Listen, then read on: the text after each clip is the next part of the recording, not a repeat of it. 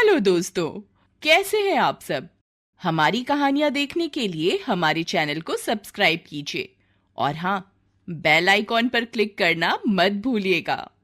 सुंदरपुर नाम के एक गांव में अजय नाम का एक लड़का अपनी माँ के साथ रहता था। अजय के पिता नहीं थे, इसलिए उसकी माँ ही घरों में काम करके थोड़े बहुत पैसे कमाती थी। अजय की माँ उसे काम करने को कहती तो वो हमेशा कोई ना कोई बहाना करके टाल देता और सारा दिन अपने दोस्तों के साथ घूमने फिरने में बिता देता। एक दिन अजय, ओ अजय, मुझे समझ नहीं आता तू किस दिन सुधरेगा। मैंने तुझे चक्की से आटा लाने के लिए पैसे दिए थे, आटा तो मुझे कहीं दिखाई नहीं दे रहा। वो पैसे वो तो खर्च हो गए। क्या तूने आटे के पैसे खर्च कर दिए? अब आटा कहाँ से लाऊंगी?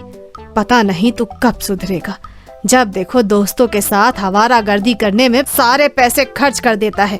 अरे तू कुछ तो समझदार बन जा। मैं कब तक अकेले कमाती रहूंगी, कोई काम नहीं करता। आज तेरे बापू होते तो हम इस तरह से गरीबी में दिन नहीं गुजार रहे होते। माँ, तुम सुबह सुबह शुरू हो जाती हो। ठीक है, मैं जा रहा हूँ। अब मैं तभी लौटूंगा जब मेरे पास ढेर सारे पैसे होंगे। ऐसा कहकर अजय घर से निकल पड़ा। चलते चलते वो एक गांव में पहुंचा। उसने देखा वहां बहुत भीड़ लगी हुई है। लोग एक बड़े से चक्र के आसपास गोल घेरा बनाकर खड़े हैं। अजय उनके पास पहुंचता है और एक आदमी से इसके बारे में पूछता है, भैया, यहाँ ये सब क्या हो रहा है? लोगों ने भीड़ क्यों लगा रखी है? अरे वो सामने बड़े चक्र का खेल चल रहा है। जिसका नंबर आता है वो पैसे जीत जाता है। वो जो खेल खिला रहा है उसका नाम मोहन है। आओ आओ, अपनी किस्मत आजमाओ, चक्र घुमाओ और पैसे जीत जाओ। अच्छा, तो तुमने भी पैसे कमाए क्या? नहीं भाई, साधु बाबा ने आज लकी नंबर 9 बोला था। मैंने 9 नंबर पर शर्त लगाई थी पर 5 आ गया। साधु बाबा वो तुम्हें नंबर बताते हैं? हाँ भाई, बहुत पहुँचे हुए साधु बाबा हैं। हम गांव वाले उन्हीं से ही नंबर पूछकर ये चक्र खेलते हैं। कुछ जीत जाते हैं तो कुछ हार जाते हैं। मैं जीत गया। साधु बाबा ने मुझे कहा था आज मैं जरूर जीतूंगा। मैंने 100 रुपए जीत लिए। तो देखा, ये चक्र का खेल कितना कमाल का है। अब तुम गांव वालों को अमीर बनने से कोई नहीं रोक सकता। कल साधु बाबा से अपना लकी नंबर पूछकर दोबारा आऊंगा और फिर जीत जाऊंगा। अजय उसी गांव में रुक गया। उसने सोचा शायद उसे भी थोड़े पैसे कमाने का मौका मिल जाए। रात के वक्त अजय एक पेड़ के नीचे लेट गया। उसे नींद नहीं आ रही थी। तभी उसने देखा चक्र का खेल खिलाने वाला मोहन वहां से निकल रहा है। ये तो वही मोहन है जो गांव वालों को चक्र का खेल खिलाता है, पर ये आधी रात के वक्त कहां जा रहा है? ऐसा सोचकर अजय मोहन के पीछे पीछे जाता है और वो छिपकर देखता है मोहन साधु बाबा से बात कर रहा था।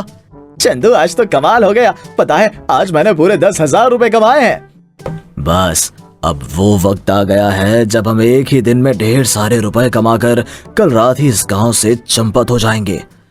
बिल्कुल, वैसे हम इन गांव वालों को चक्र खेल की चुनौती देकर अच्छे पैसे कमा रहे हैं। बेचारे बार बार हार कर फिर वापस लौट आते हैं और खेल पर पैसा लगा देते हैं। आज जिसने 100 रुपए जीते थे उसका तो मुंह देखने वाला था। 200 रुपए की टिकट में 100 रुपए जीते और उस बेवकूफ को ये नहीं पता कि उसे 100 रुपए का नुकसान हुआ है।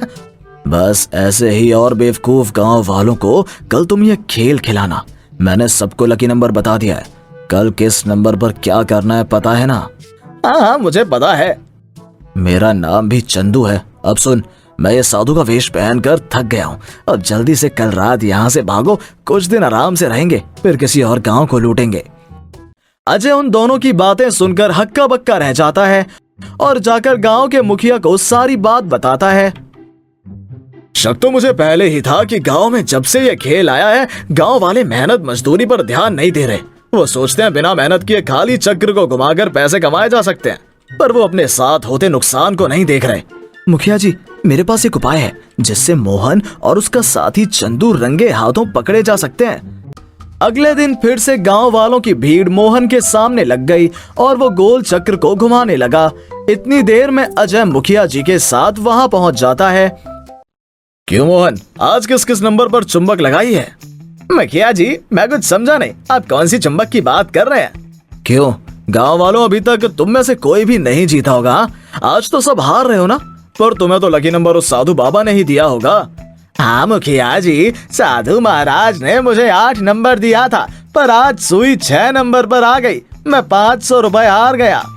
वो इसलिए क्योंकि आज चुंबक उन्हीं नंबर पर लगी है जो नंबर तुम्हें बाबा ने नहीं बताए हैं। यकीन नहीं होता तो अपने नंबर बोलकर देख लो। आज तुम सबका बाबा का बताया हुआ एक भी नंबर नहीं आएगा। मोहन मुखिया जी की बातें सुनकर घबरा जाता है और वहां से भागने की कोशिश करता है। इतनी देर में अजय उसे पकड़ लेता है। तुम सबकी आंखों पर पट्टी बंधी हुई थी।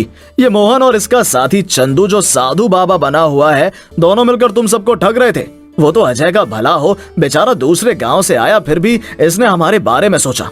तुम सबको इसको धन्यवाद कहना चाहिए, नहीं तो ये मोहन और उसका साथी तुम सबको लूट कर यहाँ से भाग रहे थे। अजय सारी बात गांव वालों को बताता है, जिसे सुनकर गांव वाले हैरान हो जाते हैं। मोहन अपने साथी चंदू के साथ मिलकर गोल चक्र के उन नंबर पर चुंबक नहीं लगाता था जो नंबर बाबा बनकर चंदू गांव वालों को दिया करता था, बल्कि चुंबक उन्हीं नंबर पर लगी होती थी जो नंबर गांव वाले नहीं बोलते थे। इसी तरह से वो दोनों मिलकर काफी दिनों से गांव वालों को लूट रहे थे। गांव वाले सारी बात समझ जाते हैं और मोहन और चंदू को खूब पीटते हैं और गांव से भगा देते हैं। अजय बेटा, तुम सचमुच बहुत साहसी हो। मैं चाहता हूं तुम मेरे पास इसी गांव में रहो। मैं तुम्हें रहने के लिए घर और काम दूंगा और तुम्हें किसी भी बात की कोई कमी नहीं रहेगी। मुखिया की बात सुनकर अजय बहुत खुश होता है और वो अपनी माँ को भी अपने साथ ले आता है और उस दिन से उसी गांव में रहकर मुखिया के साथ खूब मन लगाकर काम करने लगता है। दक्षिण भारत के एक गांव में धनुष नाम का एक धनवान रहता था। गांव में सबसे बड़ा नारियल का बगीचा उसी के पास था। गांव में नारियल की सबसे बड़ी दुकान भी उसी की थी, मगर वो बहुत लालची और घमंडी था। वो अपनी दुकान पर नारियल सबसे महंगे दामों में बेचता था। एक नारियल कितने का दिया? 40 रुपए का एक नारियल लगेगा। मगर वो कृष्णन तो 30 रुपए का एक नारियल बेचता है। तो फिर उसकी दुकान से नारियल खरीदो, शर्म नहीं आती? मुंह उठाकर मेरी दुकान पर चले आए। चलो भागो यहाँ से।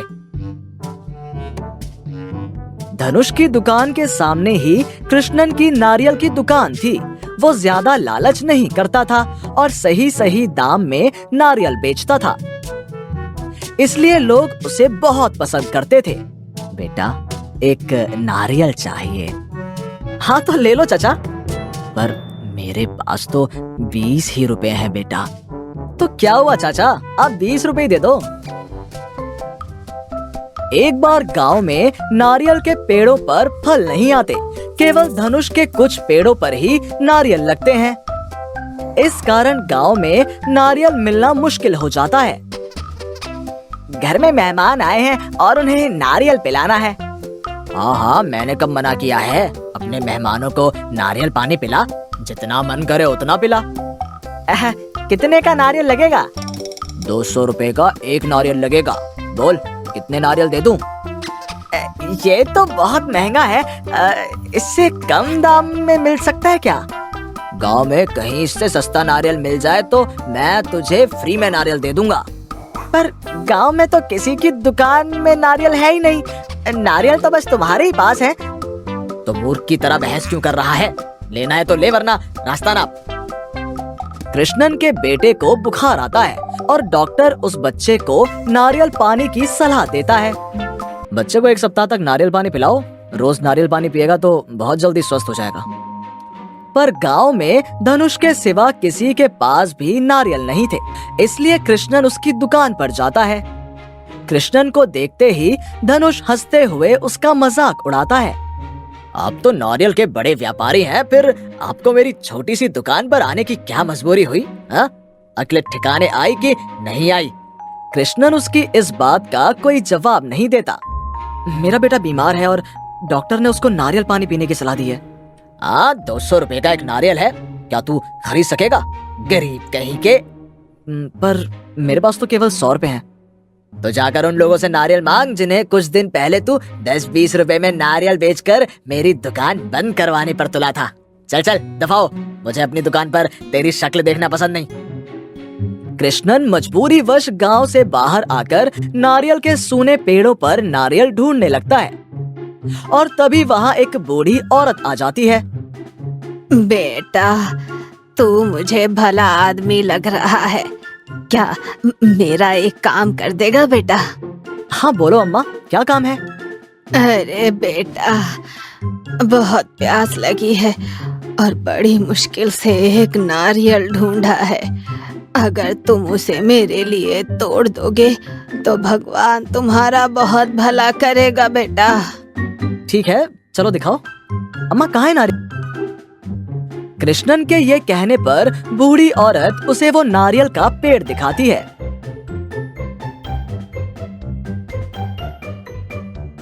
और वो पेड़ से नारियल तोड़ लाता है। लो अम्मा नारियल। अब इसे छील भी दो बेटा, ताकि मैं इसका पानी पीकर अपनी प्यास बुझा सकूं। कृष्णन उसे नारियल छील कर दे देता है और फिर नारियल के पेड़ों पर इधर उधर नजर दौड़ाने लगता है। बूढ़ी औरत नारियल पानी पीने के बाद उससे पूछती है, तुम इतनी बेचैनी से इन नारियल के पेड़ों में क्या ढूंढ रहे हो बेटा? बूढ़ी औरत के ये पूछने पर कृष्णन उसे अपने बेटे के बारे में बताता है और फिर वो कृष्णन से कहती है, इन पेड़ों पर तो तुझे कोई नारियल नहीं मिलेगा बेटा, पर मेरे घर पर एक नारियल रखा है। तू वो नारियल ले जा और अपने बेटे को नारियल पानी पिला। भगवान ने चाहा तो तेरा बेटा बहुत जल्दी ठीक हो जाएगा।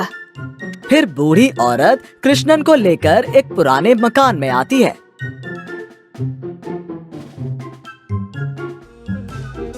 ले बेटा, ये नारियल ले जा। धन्यवाद अम्मा। रहे, तेरे जैसे भले आदमी का भगवान भला ही करेगा। जा, अब अपने बेटे के पास जाकर उसे नारियल पानी पिला दे। कृष्णन उस नारियल को लेकर अपने घर की तरफ चल पड़ता है, मगर नारियल अचानक ही बड़ा होने लगता है और उसके हाथों से छूटकर जमीन पर गिर जाता है। फिर वो एक विशाल नारियल स्विमिंग पूल में बदल जाता है।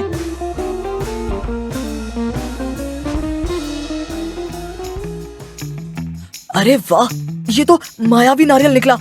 देखो ना कैसे विशाल नारियल स्विमिंग पूल में बदल गया। इससे तो पीने के साथ साथ नहाने के लिए भी पानी मिलेगा। अब तो गांव में किसी को उस लालची धनुष से नारियल खरीदने की जरूरत ही नहीं पड़ेगी। कृष्णन अपने बेटे को नारियल पानी पिलाता है और वो स्वस्थ हो जाता है।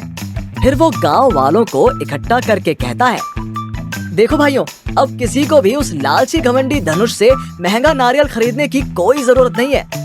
आप सब मेरे विशाल नारियल स्विमिंग पूल में से जितना नारियल पानी चाहे ले जा सकते हैं और चाहे तो इसमें नहा भी सकते हैं। किसी का कोई पैसा नहीं लगेगा। इस तरह गांव वालों को नारियल पानी की कोई कमी नहीं रहती है। सबको पीने और नहाने के लिए नारियल पानी मिल जाता है। कृष्णन दूर दूर के गांव में भी फ्री नारियल पानी की सप्लाई करता है। उधर धनुष की दुकान से कोई भी नारियल नहीं खरीदता तो उसका धंधा चौपट हो जाता है। अब क्या करूं? इस विशाल नारियल स्विमिंग पूल ने तो मेरा धंधा ही बंद करा दिया। अब तो मैं कंगाल होकर रह गया हूँ। ये कहकर धनुष अपना माथा पीटता है और फिर हमेशा के लिए अपनी दुकान बंद कर देता है। और उस दिन के बाद वो दूर बैठकर गांव वालों को विशाल नारियल स्विमिंग पूल में आनंद से नहाते और नारियल पानी पीते देखकर अपनी करनी पर रोता पछताता रहता है। हेलो दोस्तों, कैसे हैं आप सब? हमारी कहानियां देखने के लिए हमारे चैनल को सब्सक्राइब कीजिए और हाँ, बेल आइकॉन पर क्लिक करना मत भूलिएगा।